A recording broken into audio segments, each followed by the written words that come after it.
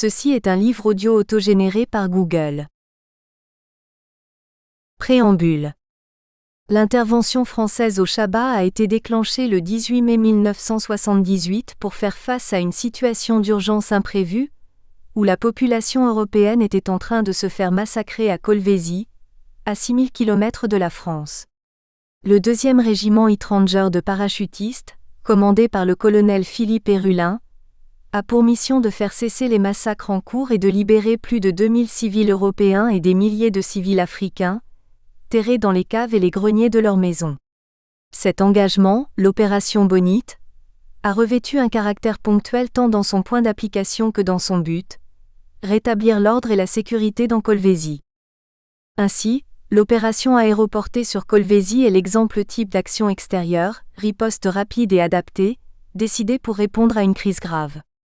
Limitée dans l'espace comme dans le temps, l'opération Bonite a une dimension médiatique et psychologique, particulièrement significative.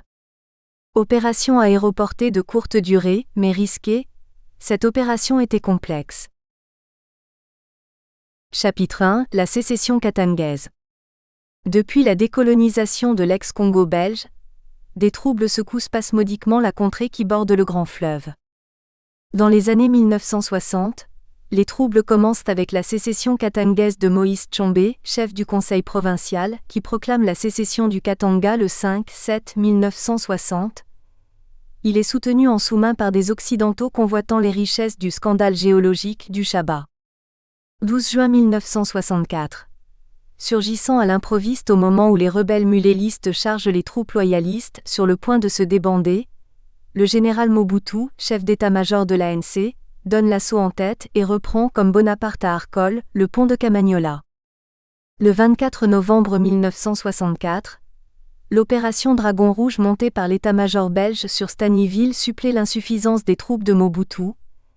Les paracommandos sautent sur la ville aux mains des rebelles mulélistes qui détiennent des centaines d'otages pendant qu'une colonne terrestre prend la ville à revers. Depuis, à plusieurs reprises, les Katangais essaient de s'affranchir de la tutelle de Kinshasa. Chaque fois, au prix de massacres effroyables et d'abominables bains de sang.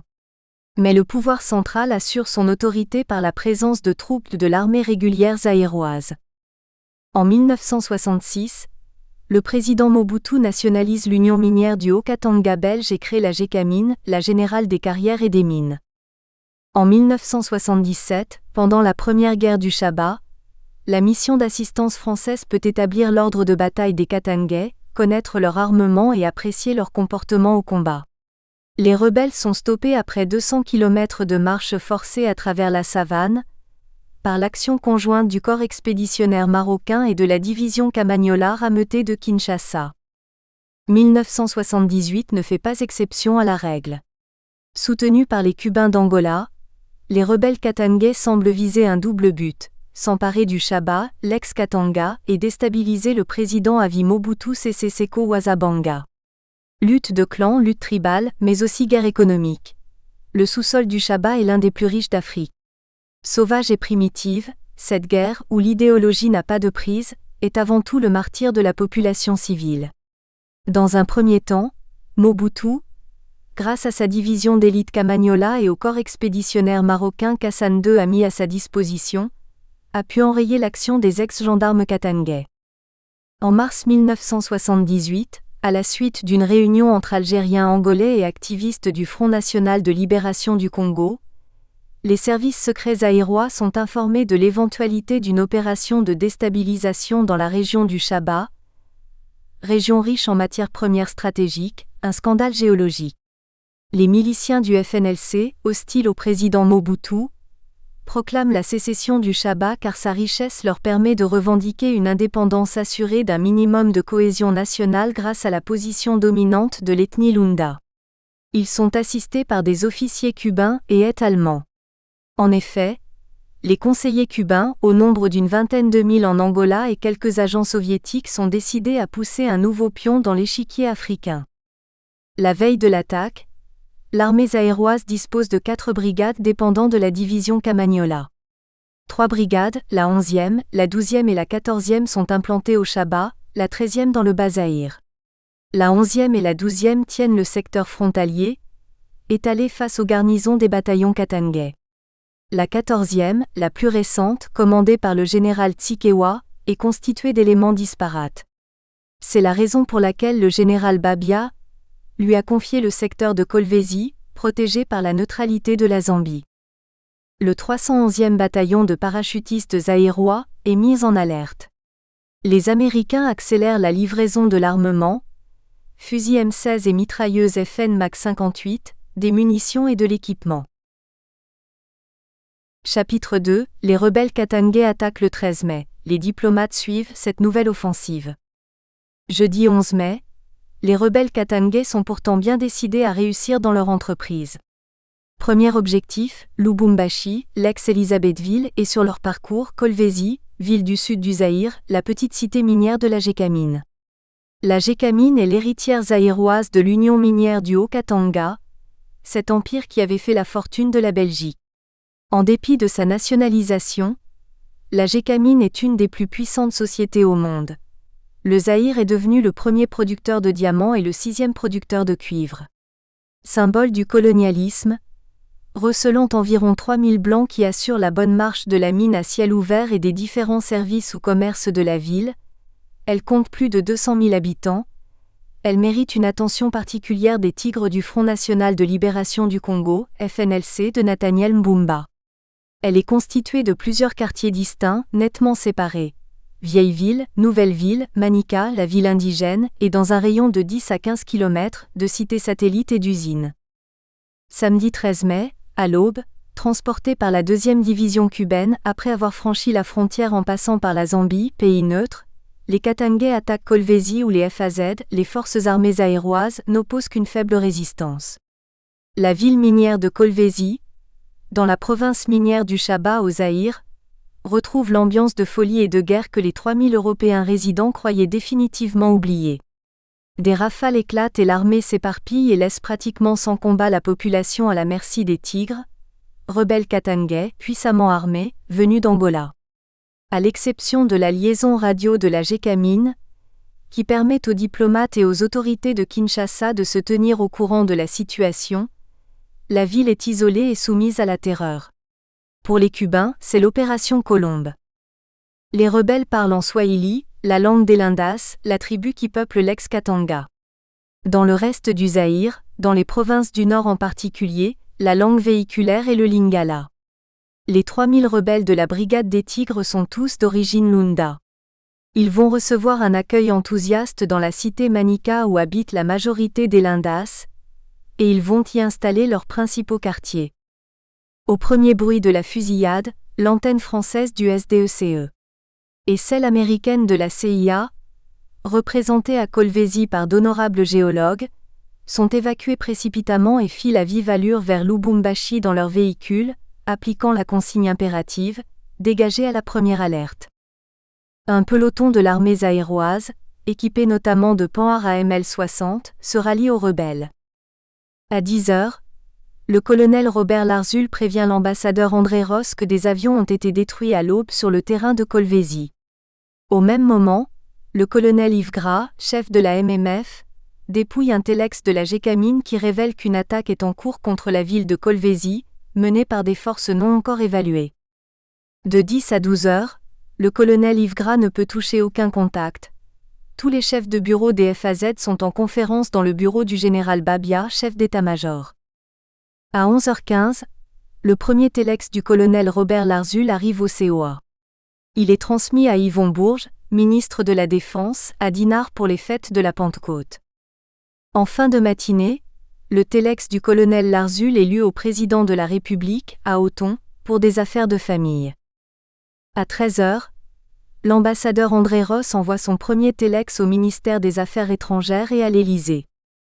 À 16h, le président Mobutu convoque les ambassadeurs. Cette offensive Colombe, Chicapa en cubain, lancée par des mercenaires encadrés par des Cubains n'a pas surpris les FAZ, le président ne demande aucune aide.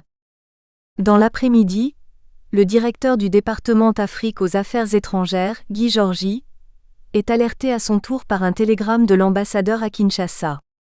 À 16h01, le télégramme de l'ambassadeur est enregistré. Il est transmis à Louis de Guiringaud, ministre des Affaires étrangères, resté à Paris où il a présidé la veille la réunion préparatoire au sommet franco-africain qui doit rassembler autour du président de la République les 22 et 23 mai, à Versailles et à Paris, les représentants de 22 États africains.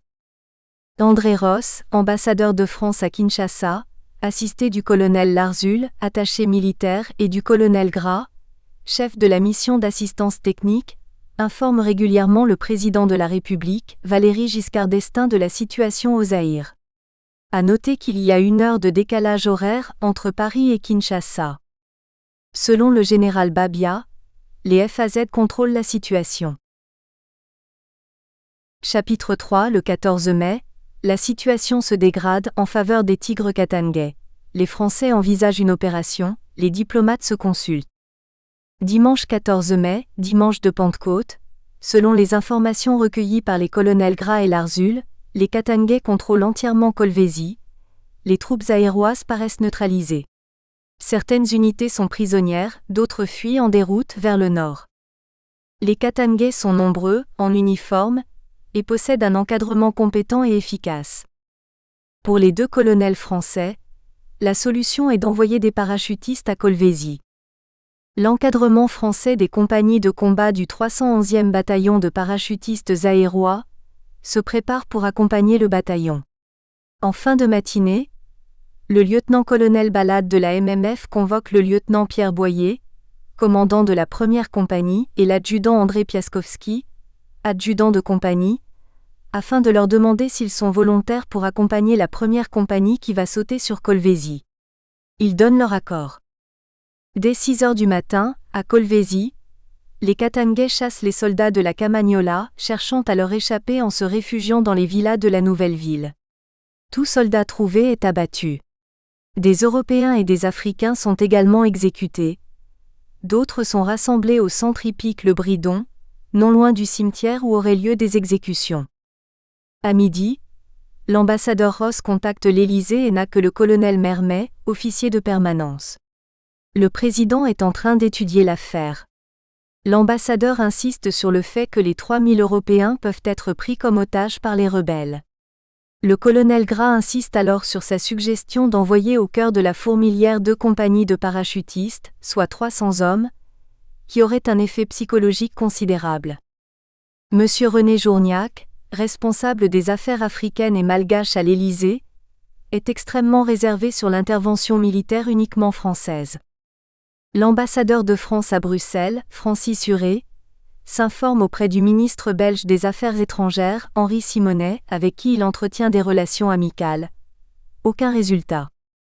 À 13 heures, l'ambassadeur Ross souligne dans une dépêche qu'il ne s'agit pas d'un raid de commando sur Kolwezi et que les assaillants sont encadrés par des Angolais et d'autres étrangers.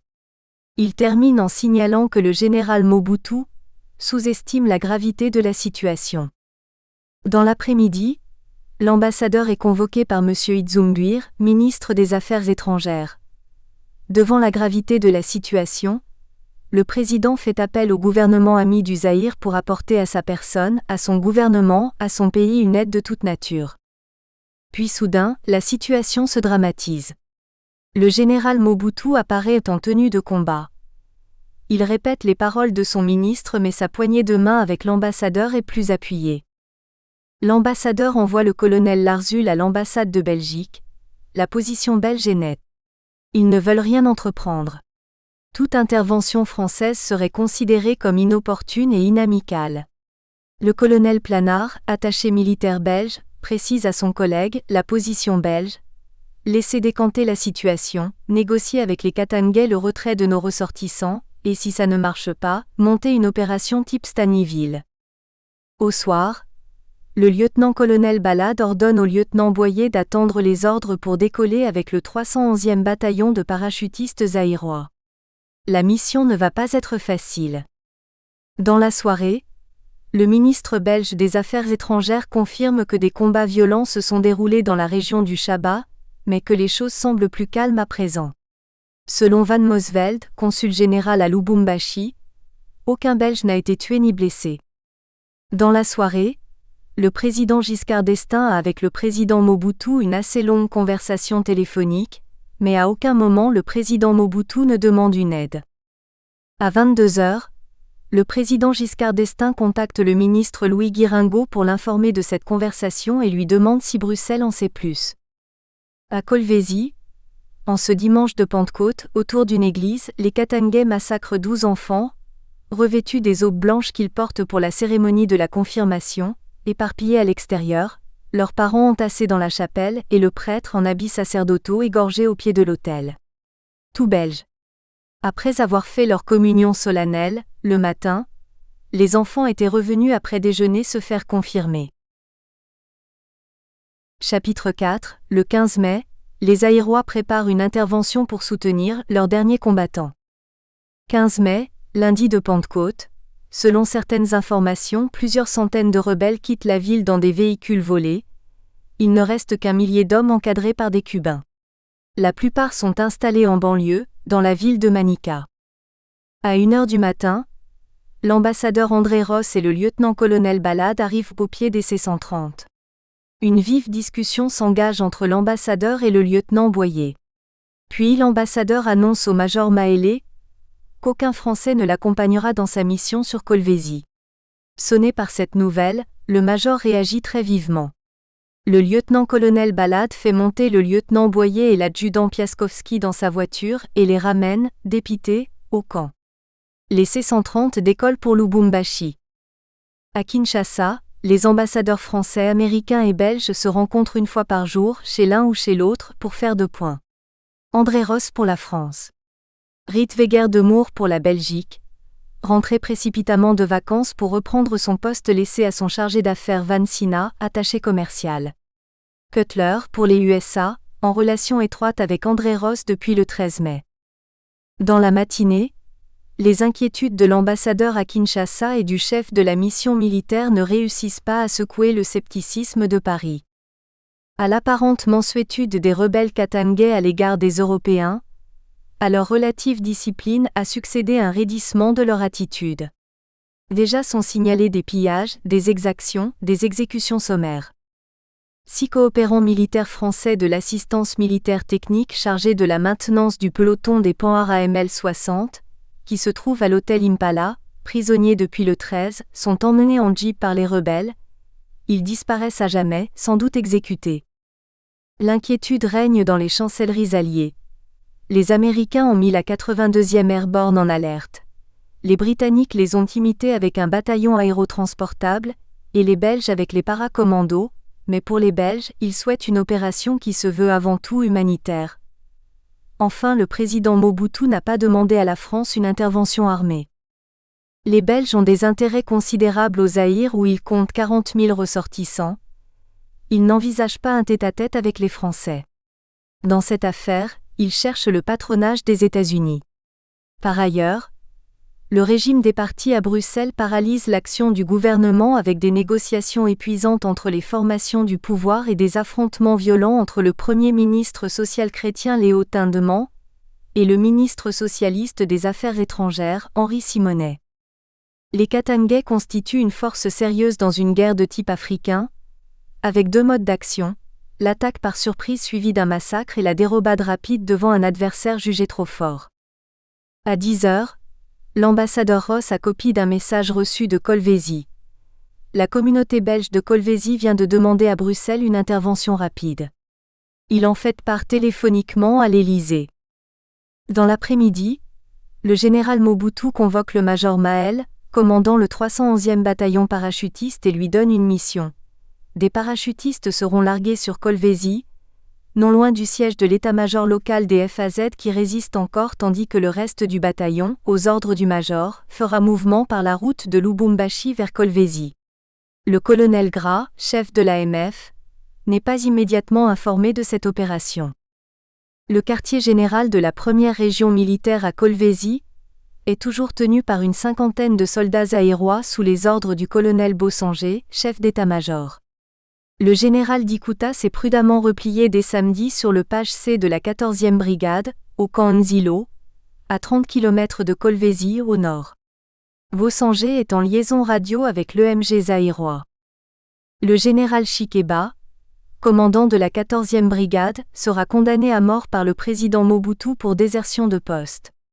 Sa peine sera commuée en détention à vie. Le colonel FE accent aigu TE accent aigu Mupasa, chef d'état-major de la 5e circonscription de Kanaga, réussit à s'échapper à ses gardiens. Il sera récupéré par des légionnaires, à la limite de la cité Manika. Dès que le colonel Gras en est informé, il demande au colonel Chabert au COA à Paris l'autorisation de faire accompagner les parachutistes zaïrois par leurs instructeurs français. La réponse est formelle, pas de français au Chaba. Dans la soirée, à un cocktail offert par les Marocains, les Zaïrois font bande à part affectant le plus grand calme mais les officiers ont gardé leur petit poste émetteur. Le colonel Yves Gras cherche à convaincre M. Van Sina, le chargé d'affaires belge, de la nécessité d'une intervention. Le colonel Yves Gras décide de mettre sur pied le schéma tactique de l'OAP sur Kolwezi, avec le colonel Larzul pour adjoint, ayant à sa charge la recherche et la classification des renseignements opérationnels, le lieutenant-colonel Wagner pour organiser l'opération proprement dite et le commandant Capelli. Par ailleurs, dans le cadre de la mission de l'AMF, le lieutenant-colonel Brenaud doit résoudre tous les problèmes concernant les Mirages, le capitaine Cochet veille à la maintenance des hélicoptères, le lieutenant-colonel Bardet est responsable des automitrailleuses. Quant au lieutenant-colonel Balade et ses cadres, ils ont la lourde charge de former la brigade parachutiste zaïroise. Le colonel Gras prévoit également un autre plan, réalisable avec les seules forces des FAZ. Il en soumet l'idée au général Babia. Mettre en place à Lubumbashi un renfort constitué de 3 bataillons, le 133e basé à Kinshasa, le 311e para à l'instruction à Njili et le bataillon des élèves officiers du Kananga. Ces 3 bataillons pourraient être aérotransportés. La mission principale serait de tenir le pont de Lualaba, à 30 km à l'est de Kolwezi. Le plan est approuvé par l'état-major, mais seuls 2 des bataillons arrivent à Lubumbashi. À 20h, l'ambassadeur Ross reçoit 2 hauts responsables de la GECAMINE, arrivés par leur avion spécial de Lubumbashi, un Belge M. Lowers et un Français, M. Rocher, directeur financier. Ils insistent pour une intervention rapide. Nous espérons que vous avez apprécié cet aperçu. Pour continuer à écouter ce livre audio sur Google Play Livres, utilisez le lien dans la description de la vidéo.